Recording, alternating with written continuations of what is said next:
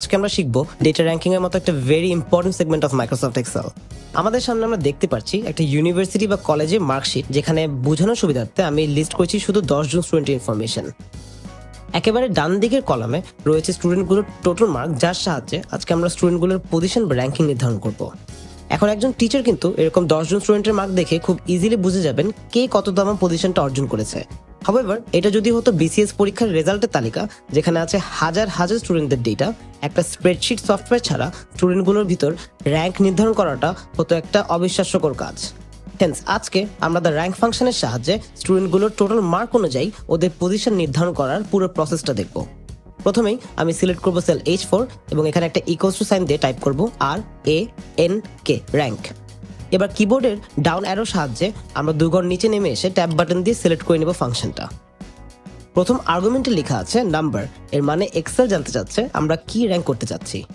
Since আমরা total mark অনুসারে র্যাঙ্কিংটা করছি, আমি সিলেক্ট করব স্টুডেন্ট 1 এর টোটাল মার্কের সেলটা, which is G4। Comma press করে দ্বিতীয় আর্গুমেন্টে চাচ্ছে একটা রেফারেন্স, এর মানে এক্সেল জানতে চাচ্ছে আমাদের স্টুডেন্ট 1 এর টোটাল মার্কটা আমরা কিসের এগেনস্টে বা কোন রেঞ্জ অফ সেলসের এগেনস্টে আমরা র্যাঙ্কিংটা করব। হেন্স সিলেক্ট করে ফেলবো সেল G4 থেকে G13 পর্যন্ত প্রতিটা স্টুডেন্টের টোটাল মার্কের রেঞ্জটা। এই স্টেপে আমাদের মাথায় রাখতে হবে যে এই রেঞ্জটাকে অ্যাবসলিউটলি রেফারেন্স করা প্রয়োজন, কারণ র্যাঙ্ক করার সময় আমরা যখন আমাদের ফর্মুলাটাকে ড্র্যাগ ডাউন করে নিচে নামাবো, আমাদের রেঞ্জটাও নিচে নেমে আমাদের ফর্মুলাটাকে ভেঙে দিবে। তো অ্যাবসলিউট রেফারেন্সিং করার জন্য একটা ছোট শর্টকাট হলো আমাদের কিবোর্ডের F4 বাটনটা একবার প্রেস করা, and there you go, automatically referenced হয়ে গেল পুরো রেঞ্জটা। পারফেক্ট।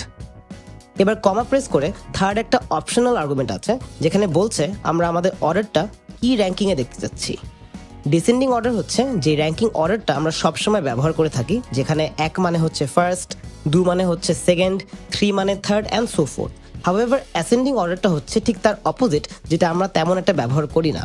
সিন্স আমরা ডিসেন্ডিং অর্ডারটাই সচরাচর ব্যবহার করে থাকি, আমি এখন একটা 0 প্রেস করে সিলেক্ট করলাম ডিসেন্ডিং অর্ডার ও এন্টার দিয়ে দিলাম। And there you go, student 1 এর র্যাঙ্কটা নির্ধারণ হয়ে গেল। এবার সেলটার কর্নারে এসে ফিল হ্যান্ডেলটা এঙ্গেজ করে ডাবল ক্লিক করলেই আমরা প্রতিটা স্টুডেন্টের র্যাঙ্কিংটা পেয়ে যাব উইথ জাস্ট 1 ক্লিক। তো এখানে আমরা ক্লিয়ারলি দেখতে পাচ্ছি স্টুডেন্ট 5 81 মার্ক নিয়ে পেয়েছে ক্লাসের সর্বপ্রথম পজিশনটা, এবং স্টুডেন্ট 1 পেয়েছে ক্লাসের দশম বা লাস্ট পজিশন।